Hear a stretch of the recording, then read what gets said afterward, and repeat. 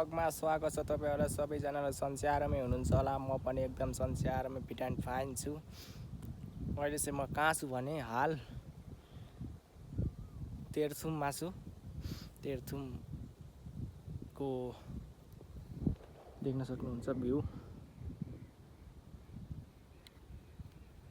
यस्तो मजाको भ्यू छ पाहाडको। हामी चाहिँ यहाँबाट आएको अहिले डाँडा छ यहाँ माथि पुरै डाँडा छ। दोष यहाँ हुनुहुन्छ।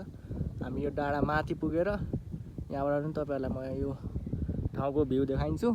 त्यहाँदेखि पनि माथि चाहिँ डाँडा कटेर चौरी छ।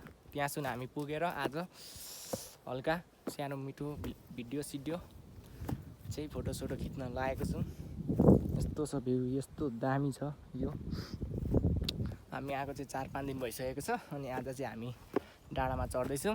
अस्ति पनि चढेको थियौँ तर ब्लग थिएन अनि हामी अहिले एक दुईवटा फोटो यहाँ खिच्छौँ। म चाहिँ अहिले डाँडामा आइपुगेँ। मेन यो मात्र डाँडा यहाँ दामी छ। यहाँबाट फोटो खिच्दा यताको भ्यू अघि अलिक तलबाट देखाएको थिएँ मैले, अहिले झन् माथि आएको छु। त्यो हिँड्दैछ त्यहाँ एउटा मन्दिर पनि रहेछ अनि यहाँ घर जस्तो छ। यो जङ्गल पारी चाहिँ छ चौरी। अस्ति हामी यहाँ आएर नि एकचोटि चाहिँ फोटो खिचिसकेको थियौँ। यहाँबाट यताको भ्यू हेर्नुहोस्, यस्तो बबाल छ है। अनि अहिले चाहिँ हामी अझै यहाँभन्दा उकालो नै लाग्दैछौँ माथि। यस्तो छ बाटो। अब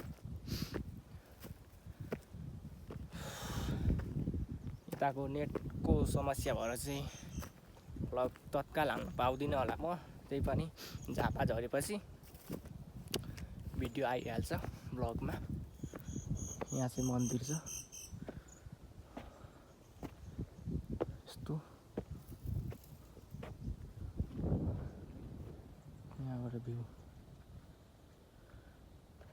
बबाल छ ट्याक्कै। ल हामी अब माथि चौरी पुगेपछि देखाउने छु तपाईहरुलाई। गाइज हामी अहिले यस्तो ठाउँमा आएको छौँ है। यहाँ चौरी ठ्याक्क त्यहाँ चाहिँ बस्ने ठाउँ शीतल छ। यहाँ हामीले एक दुईवटा फोटो भिडियो पनि बनाइसक्यौँ। यस्तो छ है, दामी छ है। यहाँ अब अर्को चौरी आउँदैछ। यहाँ चाहिँ ठिक्क दामी छ। यहाँ अस्ति हामी आएर पनि भिडियो बनाइसक्यौँ। मेरो फेसबुकमा गएर हेर्न सक्नुहुन्छ। मैले भिडियो पनि हालेको छु। 2 दिन अगाडि नै हालिसकेको छु मैले। अनि हामी चाहिँ यहाँ अहिले आइपुगिसकेको छौँ। यहाँ दामी छ यहाँको भ्यू। चौरी फोटो भिडियो बनाउने यस्तो बबाल छ है। यहाँबाट पनि देख्न सक्नुहुन्छ भ्यू, यस्तो हरियाली छ। हामी यो ठाउँ चाहिँ तेह्रथुम जिरीबाट यहाँ कुन ठाउँ अरे सिर्जुङ भन्ने ठाउँ हो यो चाहिँ। यस्तो छ हेर्नु चौरी, यस्तो छ क्या दामी। यस्तो दामी आउँछ कि वाउ, यस्तो छ दामी ठाउँ। अनि यो डिल देखेको ठाउँमा चाहिँ त्यहाँ चाहिँ गुफा छ अरे, तर हामी त्यहाँ जान सकिँदैन अहिले। यात्रा लामो गर्नुपर्छ त्यहाँ जान चाहिँ 3-4 घन्टाको। त्यही भएर हामी यहाँसम्म चाहिँ आउँछौँ। यहाँ सुनाएर भिडियो फोटो खिचेर हामी फर्किन्छौँ घर तल। माथिको भ्यू पनि यस्तो छ दामी।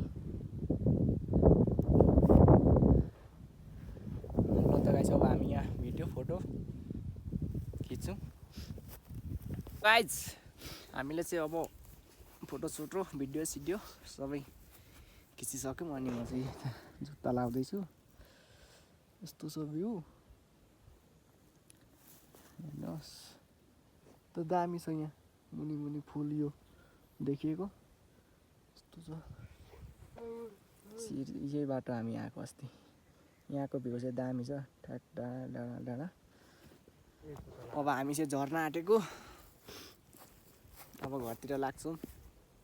गाइस हामी चाहिँ एकदम घुमिसक्यौँ। फोटो भिडियो जे बनाउँछ सबै बनाइसकेर हामी जाँदैछौँ अब घरतिर। मोबाइलको चार्ज पनि सकियो।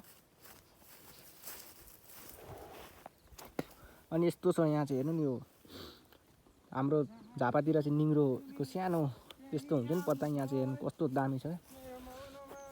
अनि अहिले चाहिँ हामी सबै थोक भिडियो फोटो सबै त्यही बनाइसकेर हामी जाँदैछौँ अब घरतिर। 12 पनि बजिसकेको छ। त्यसै गरी अनि अब हामी ओह्रालो झर्नुपर्छ। यहाँ हेर्नु भ्यू कस्तो दामी छ चौरी आकाशको भ्यू। अनि त्यही भन्दै अब हामी तल जाँदैछौँ। कस्तो लाग्छ यो छोटो मैले धेरै दिन पछिको भ्लग हो छोटो मिठो बनेको छ कस्तो लाग्छ कमेन्ट गरिदिनु होला। अनि त्यसै गरी म यो भिडियोबाट बिदा माग्न चाहन्छु सबैजनालाई। हस्त नमस्कार भन्दै हस्त जय नेपाल भन्दै यो भिडियोबाट बिदा माग्न चाहन्छु सबैजनालाई। हस्त जय नेपाल।